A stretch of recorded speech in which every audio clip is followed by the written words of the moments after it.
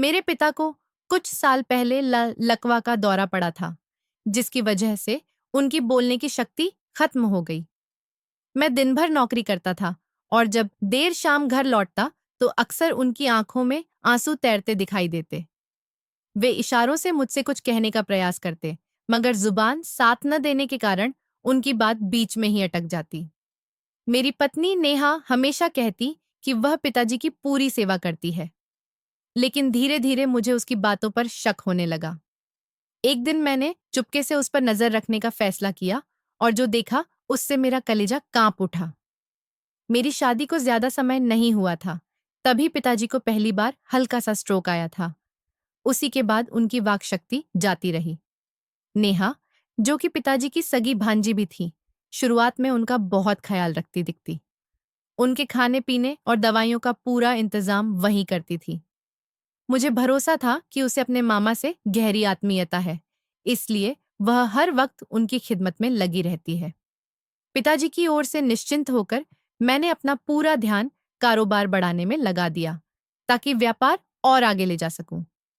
मगर कुछ ही महीनों में मैंने गौर किया कि पिताजी की आंखें अक्सर भरी रहती हैं। जब भी मैं उनके पास बैठता, वे कुछ कहना चाहते, पर कह नहीं पाते। शुरू में लगा यह उनकी भीतर की घुटन है, बोल ना पाने की पीड़ा। पर जल्द ही मैंने महसूस किया कि जैसे ही पिताजी इशारों से कुछ बताने की कोशिश करते, नेहा अचानक कमरे में आ धमकती। उसे देखते ही पिताजी एकदम खामोश हो जाते और आंखें बंद कर लेते। अब मेरे मन में नेहा के प्रति गंभीर शंका घर कर गई। यकीन होने लगा कि वह कुछ ऐसा कर रही है जिससे पिताजी उसके सामने बोलने से डरते हैं। मैंने बहाने से नेहा से बात करने की कोशिश की तो वह बोली, आप निश्चिंत रहे, मैं उनकी पूरी देखरेख करती हूँ, उन्हें किसी चीज की कमी नहीं होने देती, मैं ज्यादातर समय उनके साथ ही रहती हूँ। उसकी बात सुनकर मैं ऊपर से शांत हो गया, पर भीतर का शक दूर नहीं हुआ। एक दिन मैंने योजना बनाई। मैंने नेहा से कहा, अभी अभी तुम्हारी माँ का फोन आया था, तुम्हारा हाल पूछ रही थी। अच्छा होगा आज उनसे मिलने चली जाओ।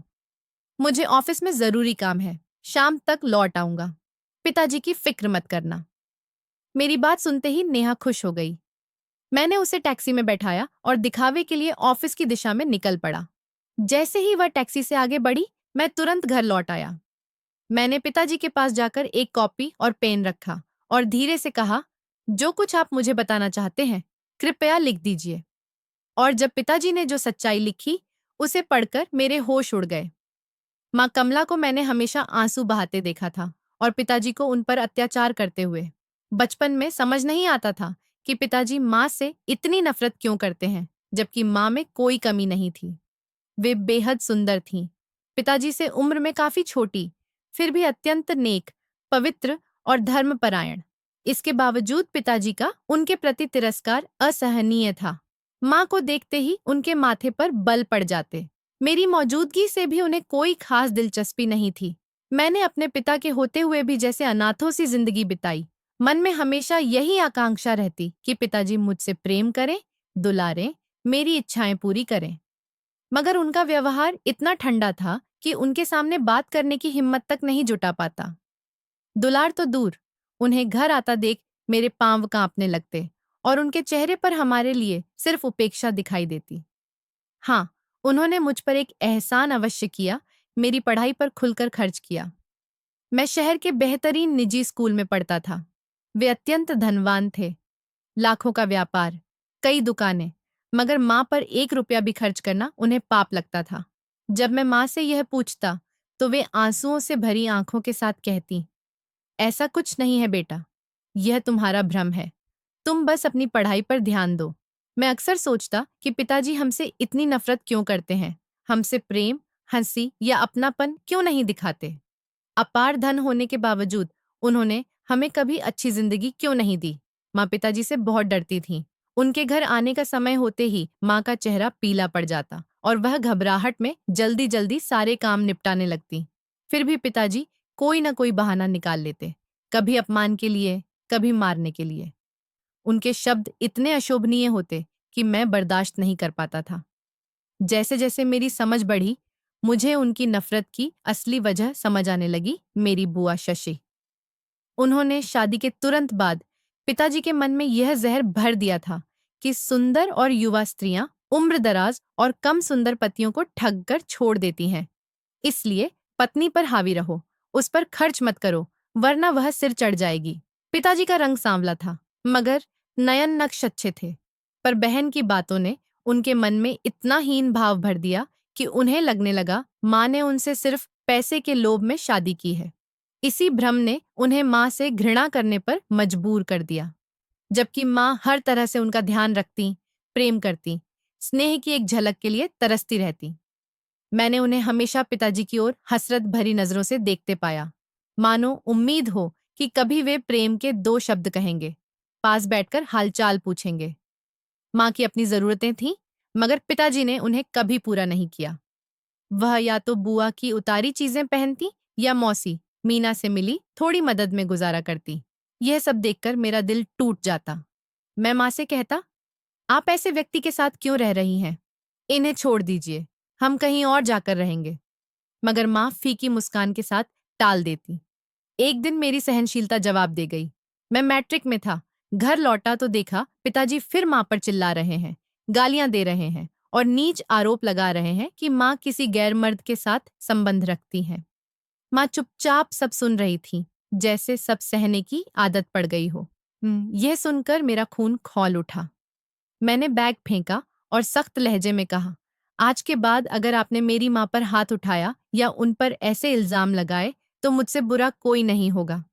मैं माँ को लेकर यहाँ से चला जाऊंगा और कभी लौटकर नहीं आऊंगा। रहिए फिर अपनी उस बहन के साथ जो हर वक्त घर में झगड़ा फैलाने आ जाती है।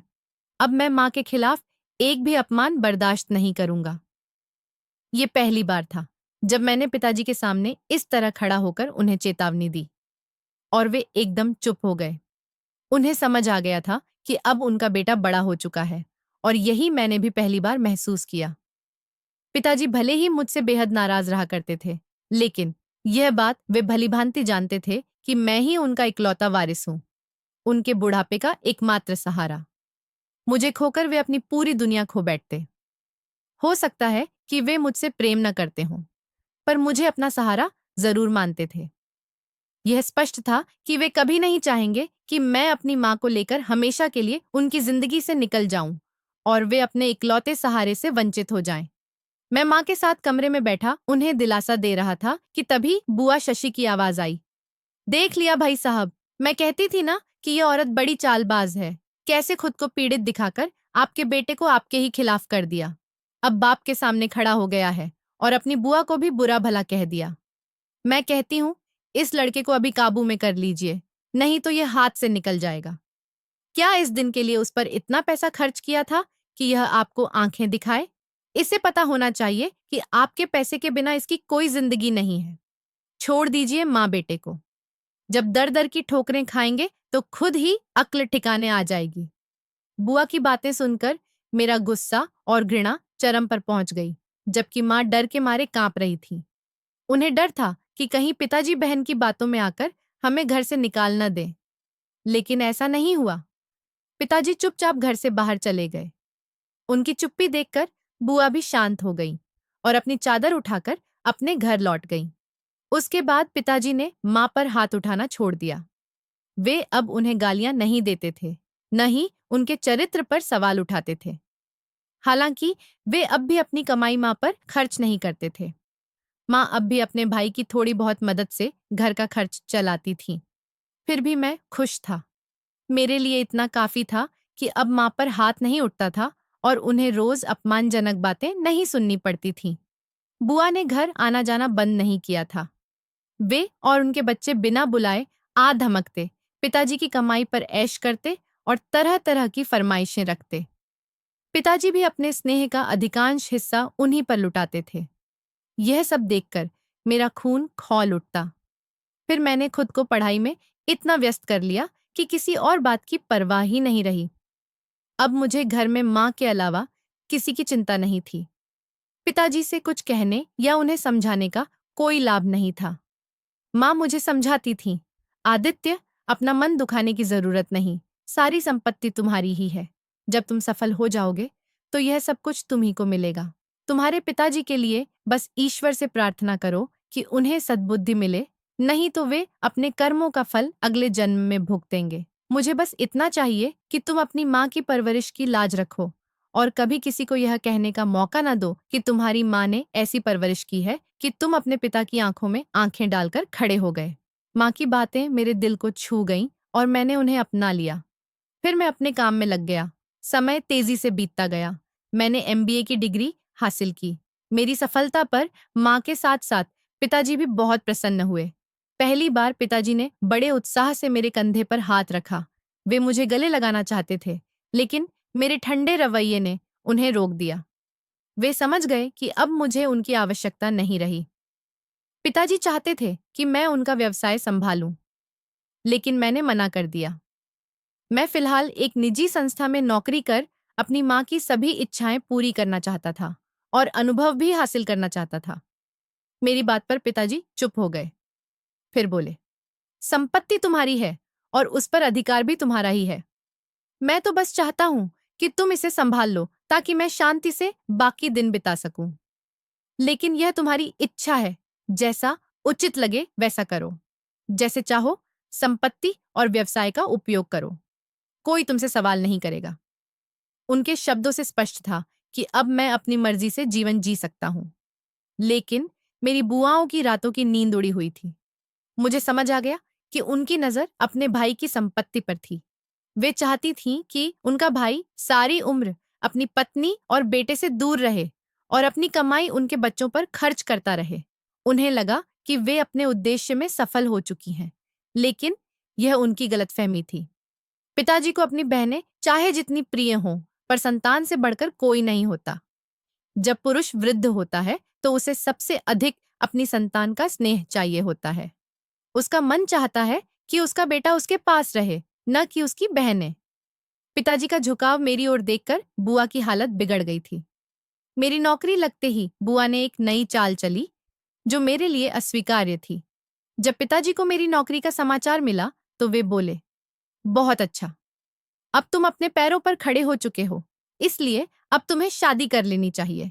मैंने तुम्हारी शादी अपनी भांजी नेहा से तय कर दी है। तुम अपनी माँ से सलाह करके मुझे बता दो कि किस तारीख को विवाह करना है। उन्हें समझ आ गया था कि अब उनका बेटा बड़ा हो गया है और यही बात मैंने भी महसूस की थी।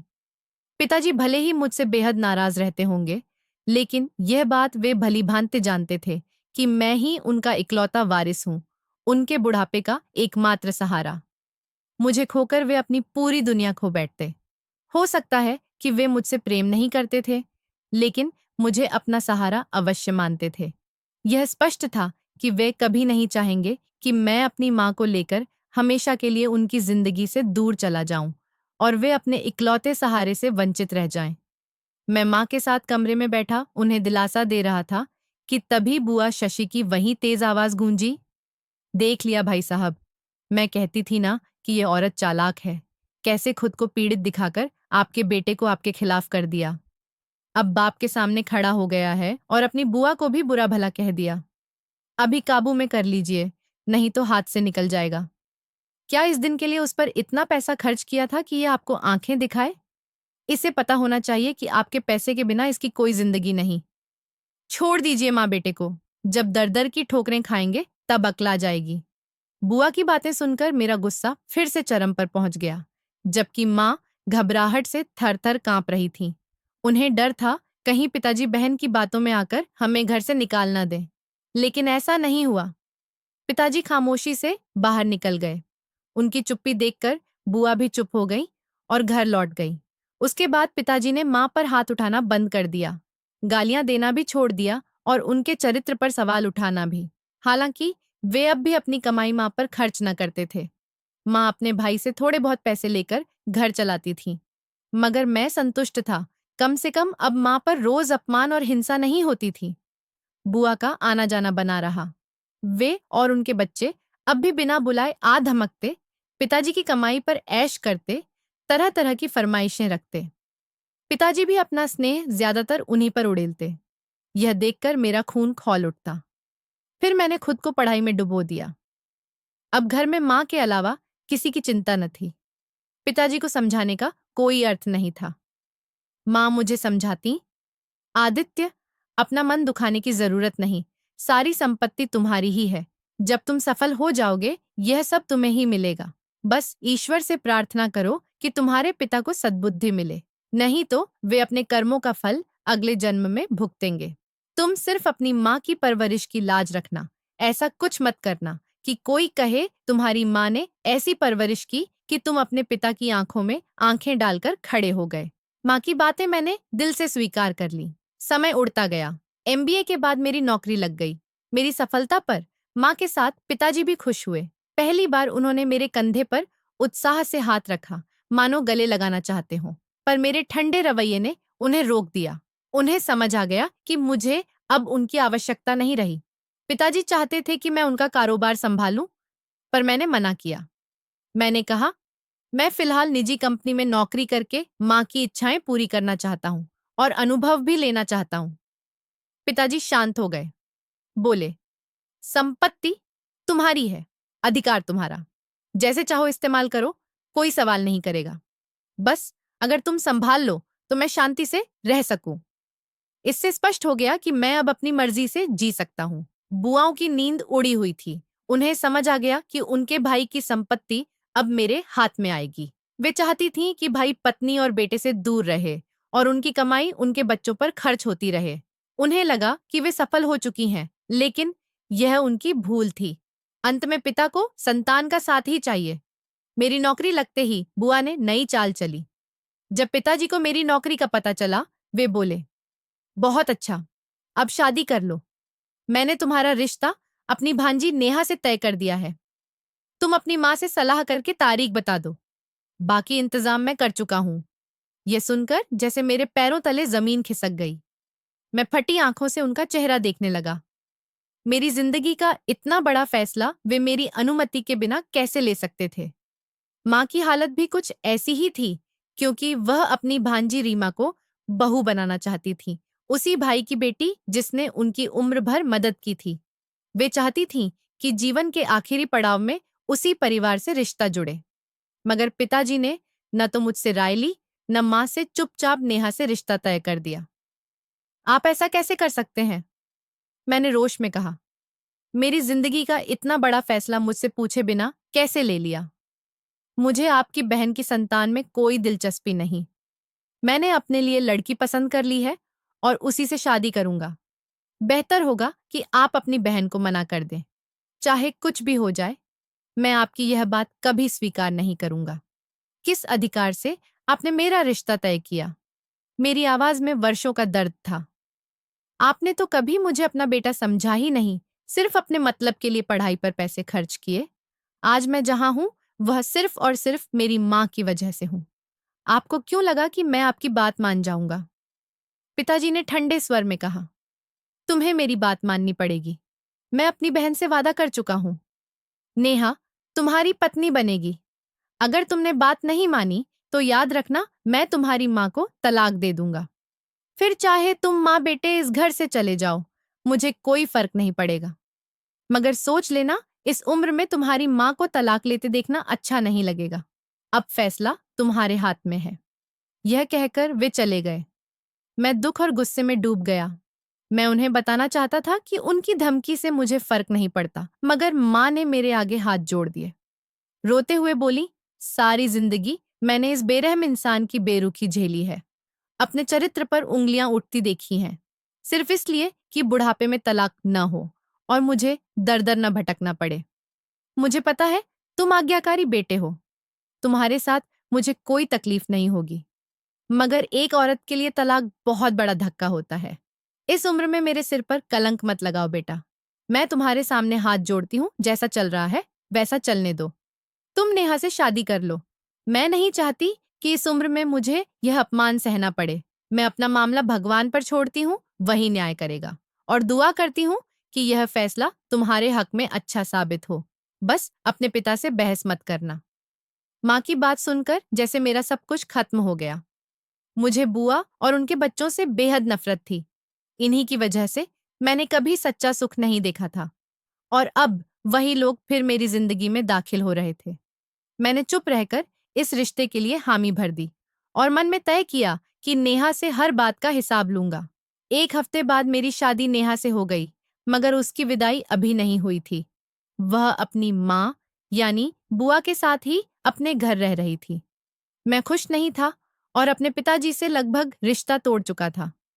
पिताजी मेरी चुप्पी महसूस करने लगे थे। मुझे खुश करने के लिए उन्होंने अपनी सारी संपत्ति मेरे नाम कर दी, मगर इससे भी मेरा मन नहीं पसीजा। मैं सिर्फ अपनी माँ की खातिर इस रिश्ते को ढो रहा था। और फिर एक दिन मेरी माँ भी इस दुनिया से चली गई। माँ की अचानक मृत्यु ने मुझे भीतर तक तोड़ दिया। मैं दिन रात रोता और उन्हें याद करता। तय कर लिया था कि अब जब माँ नहीं रही, तो मैं इस जबरन रिश्ते को खत्म कर दूंगा। मगर ऐसा नहीं हुआ। माँ की मृत्यु के बाद पूरे परिवार ने तय किया कि इस घर को संभालने के लिए बहू का आना जरूरी है। मैं फिर मजबूर हो गया और लाचार होकर यह कड़वा घूंट पी गया। नेहा दुल्हन बनकर घर आ गई। वह अपने व्यवहार से मुझे आकर्षित करने की कोशिश करती रही, लेकिन मैंने उससे पूरी तरह दूरी बनाए रखी। न उसे महत्व देता, न उससे बात करता। यदि वह कुछ कहती भी तो मैं जवाब नहीं देता। पिताजी यह सब चुपचाप देखते रहे। अब वे काफी शांत हो चुके थे। एक दिन मेरा यह व्यवहार मेरी मौसी मीना ने देख लिया। उन्होंने मुझे अपने घर बुलाया और प्यार से समझाया, देखो आदित्य, मैंने अपनी बहन को पूरी जिंदगी तरसते और सिसकते देखा है। उसने हमेशा अपने पति का प्यार पाने की कोशिश की, दिन रात सेवा की, मगर तुम्हारे पिता ने कभी उसकी अच्छाई का मोल नहीं समझा। उन्होंने उसे हर खुशी और अधिकार से वंचित रखा। मैंने उसे धीरे धीरे बुझते देखा, वह जो कभी खुशमिजाज और जीवंत थी। तुम्हारे पिता की बेरुखी ने उसे तोड़ दिया। तुमने भी अपनी माँ को रोते और तड़पते देखा होगा। अब वही सब तुम नेहा के साथ कर रहे हो। बेटा, बताओ तुम में और तुम्हारे पिता में क्या फर्क रह गया? अगर तुम भी नेहा से उसके अधिकार छीनोगे, तो तुम भी अन्याय करोगे।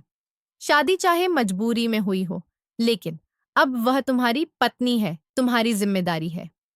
क्या पता तुम्हारे पिता की शादी भी दबाव में हुई हो। सोचो, मजबूरी की शादी के बावजूद क्या उनका व्यवहार तुम्हारी माँ के प्रति सही था? उन्होंने तुम्हारी माँ को तरसा तरसा कर जीवन से दूर कर दिया, और अब तुम वही भूल दोहरा रहे हो। मौसी की बातें सुनकर मेरी आंखें खुल गईं। वे बिल्कुल सही थीं। मैं भी वही कर रहा था जो मेरे पिता ने मेरी माँ के साथ किया। फर्क सिर्फ इतना कि मैं गाली गलौज नहीं करता था, न नेहा के चरित्र पर शक करता था, लेकिन मेरा ठंडा रवैया उतना ही निर्दयी था। नेहा मेरे लिए सजती संवरती, मेरा ख्याल रखती, मगर मैं उसकी ओर देखता भी नहीं था। मुझे बेहद शर्म आई। उसी दिन मैंने तय किया कि अब उसके साथ कोई अन्याय नहीं करूंगा। घर लौटते समय मैं उसके लिए फूलों का गुलदस्ता और एक कीमती उपहार लेकर गया। उन्हें देखकर नेहा की आंखें चमक उठीं। वह खुशी से झूम उठी। उसे इस तरह प्रसन्न देखकर मेरे दिल में गहरा पश्चाताप और सुकून एक साथ उमड़ा। उस दिन के बाद मेरा व्यवहार नेहा के प्रति पूरी तरह बदल गया। पिताजी भी संतुष्ट दिखते थे। उन्होंने मुझसे क्षमा मांगी। मैंने उन्हें क्षमा तो कर दिया, पर भीतर कहीं दूरी बनी रही। फिर भी मैं उनकी सेवा पूरे मन से करता था। कुछ समय बाद एक और घटना घटी। एक सुबह जब मैं दफ्तर जाने की तैयारी कर रहा था, नेहा घबराई हुई कमरे में आई और बोली, आदित्य, मामा जी अपने बिस्तर से नहीं हिल रहे। पता नहीं क्या हो गया। यह सुनकर मैं तुरंत भागा और पिताजी को अस्पताल ले गया।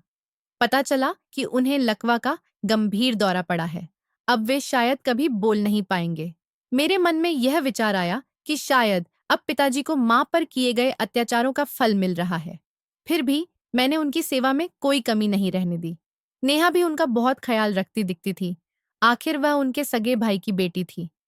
पिताजी हमेशा उससे स्नेह करते थे और वह भी उनका आदर करती नजर आती। मगर कुछ समय से मैं महसूस कर रहा था कि पिताजी की आंखों में हर वक्त नमी रहती है। जब भी मैं उनके पास जाता, वे इशारों से मुझे कुछ बताने की कोशिश करते, और जैसे ही नेहा कमरे में आती, वे आंखें बंद कर लेते। शुरुआत में मैंने ध्यान नहीं दिया, लेकिन धीरे धीरे लगा कि वे मुझसे कुछ कहना चाहते हैं, पर मेरी पत्नी की मौजूदगी में कह नहीं पाते। संदेह गहराया तो मैंने सोचा, नेहा पर नजर रखनी जरूरी है। एक बार बहाने से मैंने पूछा, तुम पिताजी का ध्यान तो रखती हो ना? उसने कहा, आप खुद देख लीजिए। मैं समय पर दवाइयां देती हूँ, खाना खिलाती हूँ। वे मेरे मामा हैं, मुझे बहुत प्रिय हैं। आपको पूछने की जरूरत नहीं, सब कुछ आपके सामने है। उसकी बात पर मैं शांत तो हुआ, पर मेरा शक टला नहीं। इसके बाद एक दिन मैंने नेहा को बहाने से उसकी माँ के घर भेज दिया और दफ्तर जाने की बजाय पिताजी के पास बैठ गया। उन्हें एक कॉपी और पेन देकर कहा, जो कुछ भी आप बता पाएं लिख दीजिए। पिताजी ने लिखा, जब तुमने कहा था कि अगर मैं तुम्हारी माँ पर हाथ उठाना बंद न करूं तो तुम माँ को लेकर अलग हो जाओगे, तब तुम्हारे सामने मैंने हाथ उठाना बंद कर दिया।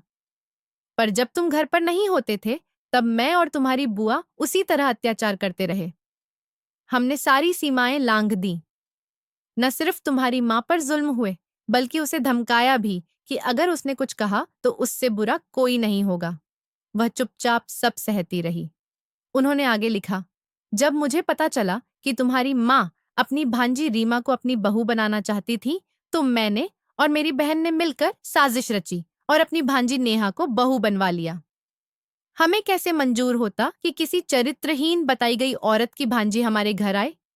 शादी के बाद भी हमारे व्यवहार में कोई सुधार नहीं हुआ, बल्कि नेहा ने तुम्हारी माँ के साथ गैर इंसाफी बढ़ा दी। जब मन होता वह घर आकर तुम्हारी माँ पर हुक्म चलाती और उसे इस घर की नौकरानी समझती। उसने तक कह दिया था कि एक दिन वह यहाँ आकर तुम्हें तुम्हारा बेटा छीन लेगी और तुम्हारी माँ को घर से बाहर करा देगी। इन बातों का सदमा तुम्हारी माँ पर पड़ा और धीरे धीरे वह दुनिया छोड़ गई। उसकी मौत ने मेरी आंखें खोल दी। तब एहसास हुआ कि वह उतनी बुरी नहीं थी जितना मुझे बताया गया। मेरे किए गए अत्याचारों के बावजूद उसने घर नहीं छोड़ा, पर अब बहुत देर हो चुकी थी। मैं अपनी पत्नी के गम में टूट गया। तभी मेरी बहन ने चालाकी से परिवार के बड़े बुजुर्गों को बीच में लाकर नेहा की जल्दी विदाई करवा दी।